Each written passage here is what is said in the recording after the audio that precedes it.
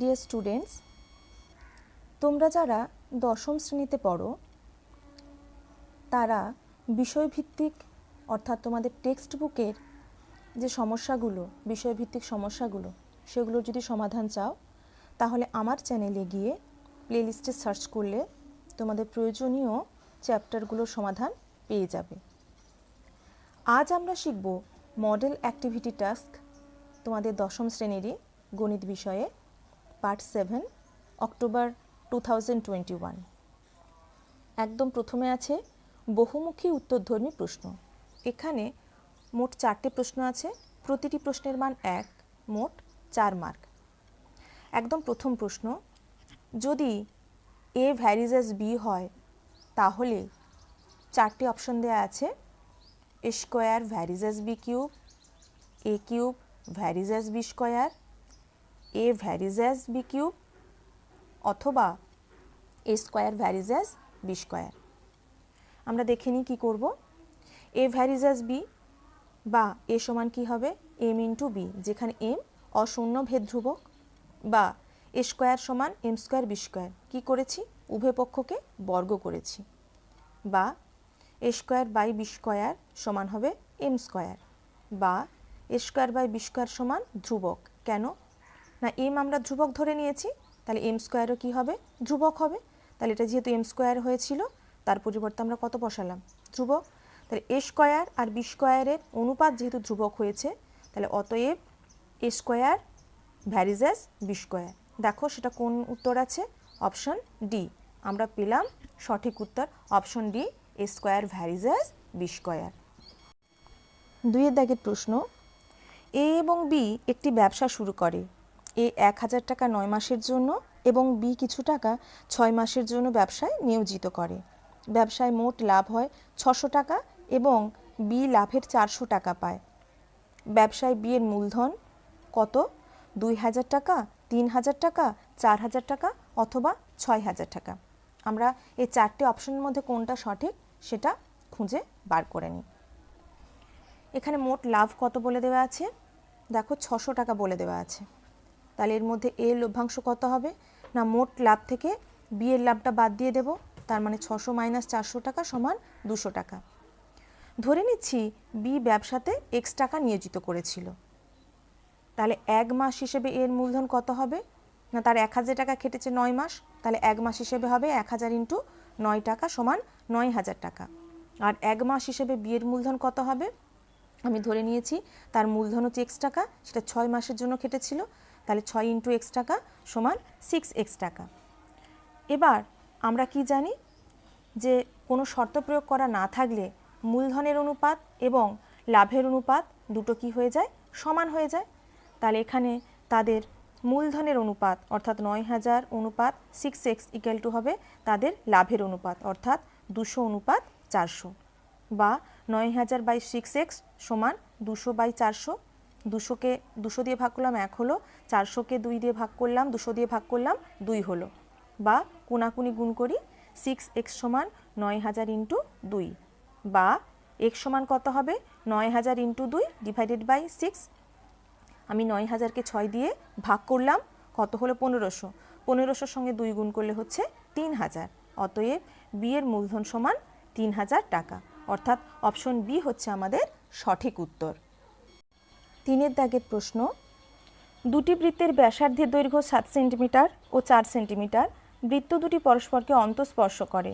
বৃত্ত দুটির কেন্দ্রদ্বয়ের মধ্যে দূরত্ব হলো 5.5 সেন্টিমিটার, 1.5 সেন্টিমিটার, 11 সেন্টিমিটার অথবা 3 সেন্টিমিটার। এখানে দেখো আমি একটা চিত্র অঙ্কন করেছি। এ এবং বি কেন্দ্রবৃত্ত, তারা পরস্পরকে সি বিন্দুতে কী করেছে? অন্তঃস্পর্শ করেছে। এবার এ কেন্দ্রবৃত্তের ব্যাসার্ধ কি বলে দেওয়া আছে, অর্থাৎ বড় বৃত্তের ব্যাসার্ধ কত বলে দেওয়া আছে? 7 সেন্টিমিটার, আর বি কেন্দ্রীয় বৃত্তের ব্যাসার্ধ বলে দেওয়া আছে 4 সেন্টিমিটার। অতএব কেন্দ্রদ্বয়ের মধ্যে দূরত্ব কত হবে? 7 মাইনাস 4 সেন্টিমিটার সমান 3 সেন্টিমিটার। কেন না, আমরা জানি দুটো বৃত্ত যদি পরস্পরকে অন্তঃস্পর্শ করে তাহলে তাদের কেন্দ্রদ্বয়ের মধ্যে দূরত্ব হবে তাদের ব্যাসার্ধের দৈর্ঘ্যের অন্তর। আমি সেটাই করেছি, 7 মাইনাস 4 সেন্টিমিটার সমান হয়েছে 3 সেন্টিমিটার, অর্থাৎ আমাদের সঠিক উত্তর হবে অপশান ডি, 3 সেন্টিমিটার। আসছি পরের অঙ্কতে। r/2 একক দৈর্ঘ্যের ব্যাসার্ধ বিশিষ্ট একটি নিরেট গোলকের আয়তন সমান পাই আর স্কোয়ার বর্গ একক, 4/3 পাই আর কিউব ঘন একক, 4 পাই আর স্কোয়ার বর্গ একক, 1/6 পাই আর কিউব ঘন একক। এখানে নিরেট গোলকের আয়তন আমরা সরাসরি সূত্রে বসাবো। গোলকের আয়তন সমান কি হয়?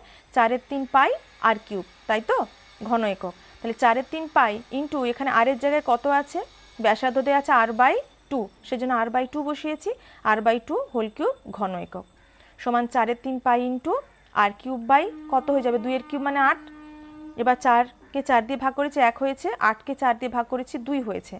তার মানে উত্তরটা হচ্ছে 1/6 পাই আর কিউব ঘন একক। অপশান ডি, 1/6 পাই আর কিউব হচ্ছে ঘন একক হচ্ছে সঠিক উত্তর। 2 দাগের প্রশ্নে আছে সত্য মিথ্যা নিরূপণ। এখানে মোট 4টে প্রশ্ন, প্রতিটি প্রশ্নের জন্য 1 মার্ক দেওয়া আছে, মোট 4 মার্ক। একদম প্রথম অঙ্কতে যাই। দুটি সদৃশ্যকোণী ত্রিভুজ সর্বদা সর্বসম। তথ্যটি ঠিক না ভুল আমাদের খুঁজে বার করতে হবে। এখানে দেখো আমি দুটো চিত্র অঙ্কন করেছি, দুটো ত্রিভুজ, দুটোই হচ্ছে সমবাহু ত্রিভুজ। প্রথম ত্রিভুজটা আকৃতিতে ছোট, সেটা হচ্ছে প্রত্যেকটা কোণ যেহেতু সমবাহু ত্রিভুজ, প্রত্যেকটা কোণ হবে 60 ডিগ্রি। এখানেও একটা সমবাহু ত্রিভুজ অঙ্কন করেছি, যার বাহুগুলো এই ত্রিভুজের বাহুগুলোর থেকে বড়, কিন্তু সমবাহু ত্রিভুজ হওয়ার জন্য প্রতিটি কোণ হচ্ছে 60 ডিগ্রি। কি লিখেছি? উপরে চিত্র দুটিতে অঙ্কিত দুটি সমবাহু ত্রিভুজেরই 3টি কোণের মান 60 ডিগ্রি, কিন্তু ত্রিভুজ দুটির বাহুগুলির দৈর্ঘ্য পৃথক। আমি যে বিষয়টা প্রথমে উল্লেখ করলাম সেটাই এখানে আমি লিখেছি। অতএব ত্রিভুজদ্বয়কে আমরা কি বলবো? সদৃশ্যকোণী। কেন না দুটো ত্রিভুজেরই অনুরূপ কোণগুলো হচ্ছে সমান মাপের, কিন্তু সর্বসম নয়। কেন না কোণগুলো তাদের সমান, অনুরূপ কোণগুলো সমান, কিন্তু বাহুগুলোর দৈর্ঘ্য সমান নয়, সেই জন্য ত্রিভুজদ্বয় সর্বসম হবে না। অতএব প্রদত্ত বিবৃতিটি মিথ্যা। পরের অঙ্ক, একটি লম্ববৃত্তাকার শঙ্কুর উচ্চতা, ব্যাসার্ধ এবং তির্যক উচ্চতা সর্বদা একটি সূক্ষ্মকোণী ত্রিভুজের বাহুত্রয়। আচ্ছা, ছবি এঁকে ব্যাপারটাকে বোঝানোর চেষ্টা করেছি, প্রত্যেকে একটু খেয়াল করো। দেখো এখানে একটা শঙ্কুর ছবি এঁকেছি। শঙ্কুর ক্ষেত্রে ও এ হচ্ছে তার লম্ব উচ্চতা বা শুধু উচ্চতা, এ বি হচ্ছে ব্যাসার্ধ এবং ও বি হচ্ছে তির্যক উচ্চতা। আমি সেটাই লিখেছি, উচ্চতা সমান ও এ, ব্যাসার্ধ সমান এ বি, আর তির্যক উচ্চতা সমান হচ্ছে ও বি। এখন শঙ্কুটির উচ্চতা ব্যাসার্ধের সাথে 90 ডিগ্রি কোণ করে আছে। দেখো তো এখানে ও এ হচ্ছে উচ্চতা আর এ বি হচ্ছে ব্যাসার্ধ, তাদের মধ্যেকার কোণ কত ডিগ্রি? 90 ডিগ্রি। তাহলে যেহেতু 90 ডিগ্রি, সেহেতু ও এ বি ত্রিভুজ এটা কি হয়ে যাবে? একটা সমকোণী ত্রিভুজ। কিন্তু আমাদের এখানে দেওয়া আছে কি? ত্রিভুজটা একটা সূক্ষ্মকোণী ত্রিভুজ। তার মানে প্রদত্ত বিবৃতিটি মিথ্যা, সত্য কিন্তু নয়। 3 দাগ, একটি অংশীদারি ব্যবসায় প্রীতম, নীরজা ও তথার মূলধনের অনুপাত 1/2 অনুপাত 1/3 অনুপাত 1/4 হলে তাদের লাভের অনুপাত হবে 3:4:6। আমরা কি জানি? কোনো শর্ত প্রয়োগ না করা থাকলে লাভ বা লোকসানটা বণ্টিত হয় কোন অনুপাতে? মূলধনের অনুপাতে। দেখো আমি সেটাই লিখেছি, এখানে কোনো শর্ত দেওয়া নেই, সেই জন্য 3 জনের মূলধনের অনুপাত সমান লাভের অনুপাত সমান 1/2 অনুপাত 1/3 অনুপাত 1/4। এই যে 3টে ভগ্নাংশ আছে, 3টে ভগ্নাংশ হর কি কি আছে? 2, 3, 4, তাদের লসাগু কত? 12। সেজন্য এটাকে আমরা লঘিষ্ঠ আকারে আনার জন্য বা পূর্ণ সংখ্যার অনুপাতে আনার জন্য প্রত্যেকটা অনুপাতের পদকে কি করেছি? 12 দিয়ে গুণ করেছি। তাহলে 12কে 2 দিয়ে ভাগ করলে হচ্ছে 6, 12কে 3 দিয়ে ভাগ করলে 4, 12কে 4 দিয়ে ভাগ করলে 3। তার মানে তাদের লাভের অনুপাত বেরোচ্ছে 6:4:3, কিন্তু আমাদের দেওয়া আছে কত? 3:4:6, অর্থাৎ প্রদত্ত বিবৃতিটি মিথ্যা। A varies as 1/b এবং B varies as 1/c হলে A varies as 1/c হবে। এখানে কি দেওয়া আছে? A varies as 1/b, বা A সমান কি লিখতে পারি? L/b, আর B varies as 1/c দেওয়া আছে, বা B সমান m/c, যেখানে L আর M হচ্ছে অশূন্য ভেদ ধ্রুবক। তাহলে দুটো সম্পর্ক থেকে আমরা ভেদ সম্পর্ক বা ভেদ চিহ্ন তুললাম, সেই জন্য সমান দিয়ে দুটো আমরা ভেদ ধ্রুবক আনলাম। বা A ইন্টু বি সমান কত হয়ে যাবে? L, বা A ইন্টু বি এর জায়গায় কত আছে? m/c, আমরা বি এর জায়গায় কত বসিয়ে দিয়েছি? m/c। তাহলে A ইন্টু m/c সমান L, বা A/c সমান হবে L/m, বা A/c সমান ধ্রুবক। কেন? Lও ধ্রুবক আর Mও ধ্রুবক, তাই দুটো ধ্রুবক সংখ্যাকে যদি পরস্পর ভাগ করি তাহলে সেই মানটাও হবে ধ্রুবক মান। অতএব A ভ্যারিজ হবে C। তাহলে প্রদত্ত বিবৃতিটি মিথ্যা। কেন? আমাদের বলেছিল এ ভ্যারিজ এজ 1/c হবে, সেজন্য বিবৃতিটি মিথ্যা। 3 দাগে আছে শূন্যস্থান পূরণ করো। 3টে প্রশ্ন, 1 মার্ক করে, মোট 3 মার্ক। প্রথম অঙ্কতে যাই। একটি নিরেট গোলকের ব্যাসার্ধের দৈর্ঘ্য দ্বিগুণ করলে গোলকটির বক্রতলের ক্ষেত্রফল ড্যাশ হবে। আমি উত্তর কিন্তু লিখেছি কত দেখো, 4 গুণ। কীভাবে পেলাম হিসেবটা এবার আমরা দেখি। মনে করি গোলকটির প্রাথমিক ব্যাসার্ধ সমান হচ্ছে r একক। অতএব গোলকটির প্রাথমিক বক্রতলের ক্ষেত্রফল কত হবে? 4πr² বর্গ একক। দ্বিতীয় ক্ষেত্রে গোলকটির ব্যাসার্ধ কত হবে? প্রাথমিক ব্যাসার্ধের 2 গুণ অর্থাৎ 2r একক। তাহলে এক্ষেত্রে গোলকটির বক্রতলের ক্ষেত্রফল সমান হবে 4π × r² বর্গ একক। এখানে কিন্তু r এর বদলে কত বসাবো? 2r, যেহেতু ব্যাসার্ধ বর্তমানে 2r একক, তাহলে 2r² সমান 4π × 2r এর হোল স্কোয়ার সমান হয়ে যাবে 4r² বর্গ একক সমান 4 4 16 × πr² বর্গ একক। এবার এটাকে সাজিয়েছি কীভাবে? 4 × 4πr² বর্গ একক সমান 4 × এখানে আমি কি লিখতে পারি? 4πr² বর্গ এককের পরিবর্তে দেখো গোলকের প্রাথমিক বক্রতলের ক্ষেত্রফল, তাই তো? আমরা গোলকের প্রাথমিক বক্রতলের ক্ষেত্রফল কত পেয়েছিলাম? 4πr² বর্গ একক। তাহলে তার পরিবর্তে আমি সেটা বসালাম, গোলকের প্রাথমিক বক্রতলের ক্ষেত্রফল। তার মানে আমাদের অ্যান্সারটা হবে কত গুণ? 4 গুণ। দেখো আমি এনসার্কেল করেছি, 4 গুণ উত্তর হবে। এর পরের অঙ্ক। একটি ব্যবসায় শোভা মাসুদের 1.5 গুণ টাকা দিয়েছিল এবং প্রিয়া মাসুদের 2.5 গুণ টাকা দিয়েছিল। মাসুদ, শোভা এবং প্রিয়ার মূলধনের অনুপাত ড্যাশ হবে। আমি উত্তরটা লিখেছি 2:3:5। এবার আমরা হিসাবটা দেখব কিভাবে আমি এই মানটা পেলাম। ধরে নিচ্ছি মাসুদের মূলধন হচ্ছে x টাকা। x কিন্তু যেহেতু টাকা, তার মানে সবসময় শূন্য থেকে বড় হবে।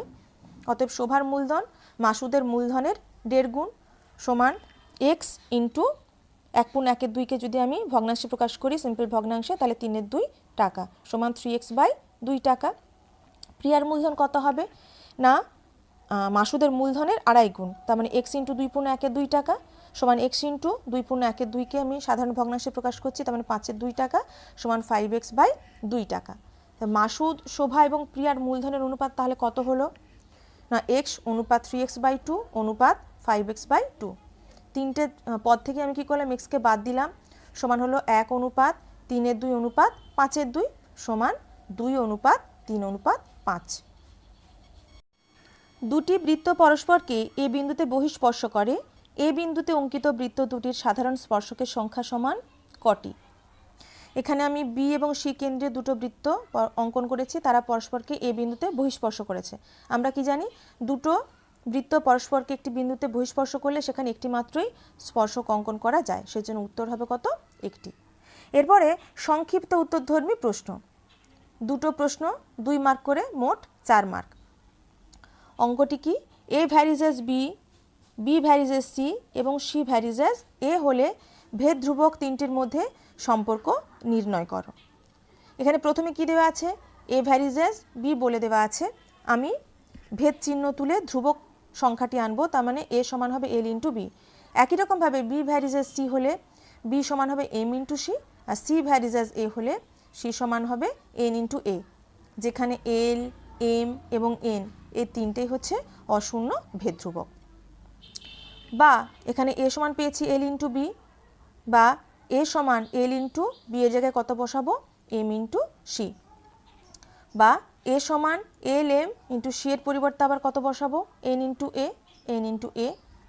বা এ সমান এল এম এন ইন্টু এ। উভয় দিকে কত আছে দেখো?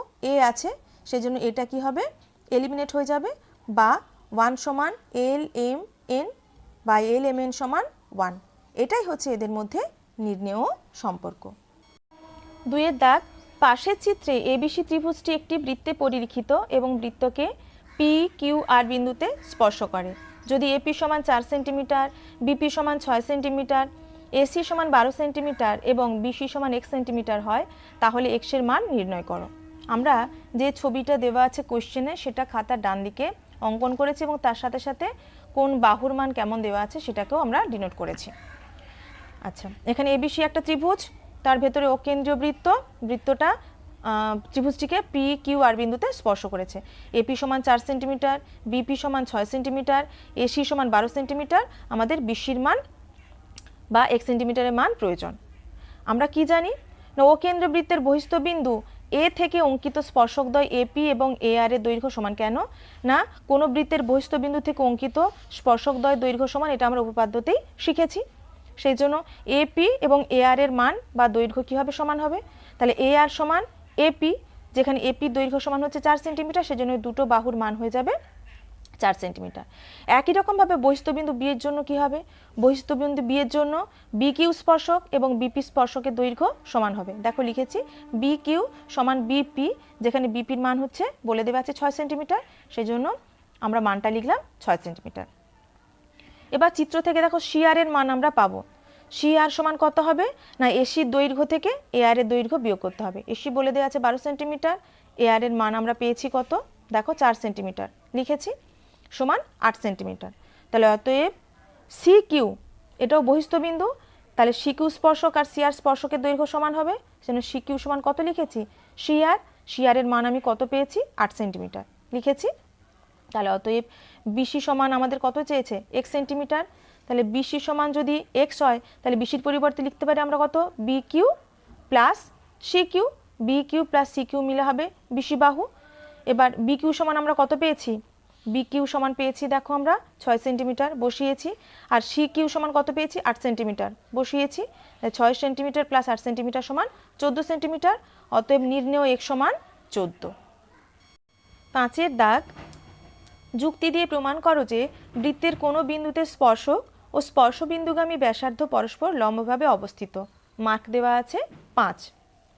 আচ্ছা, এটা উপপাদ্য নাম্বার 40, তোমরা তোমাদের টেক্সট বুকের 208 নম্বর পেজে এটা পেয়ে যাবে।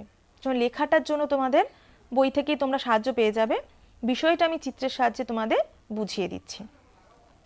ধরে নিচ্ছি ও কেন্দ্র বৃত্তের পি বিন্দুতে এবি হচ্ছে স্পর্শক আর ওপি হচ্ছে ওই স্পর্শবিন্দু পি, তার সেই স্পর্শবিন্দুগামী একটি ব্যাসার্ধ। আমাদের দেখাতে হবে ওই স্পর্শবিন্দুগামী ব্যাসার্ধ ওপি স্পর্শক এবি এর ওপরে লম্ব হবে।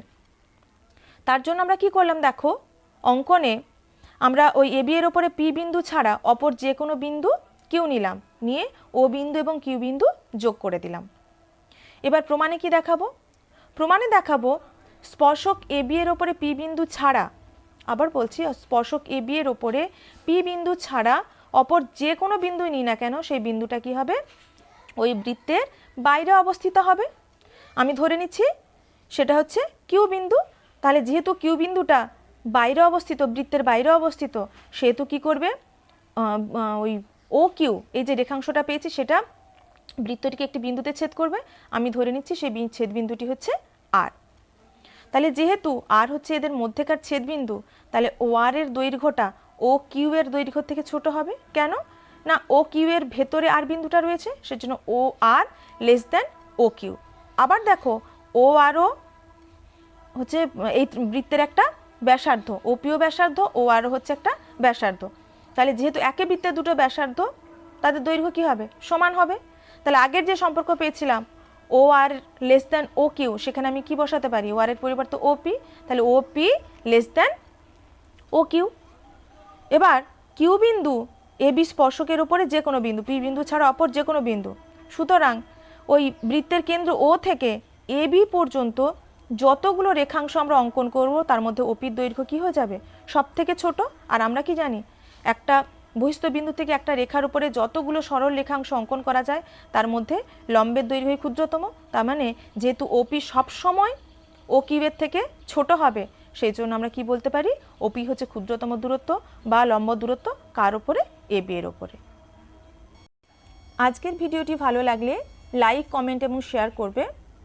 চ্যানেলটি যারা সাবস্ক্রাইব করনি তারা প্লিজ সাবস্ক্রাইব করে নাও, এবং নতুন নতুন ভিডিওর আপলোড হলে তার নোটিফিকেশন পাওয়ার জন্য অল বেল বাটনটি ক্লিক করে রেখো।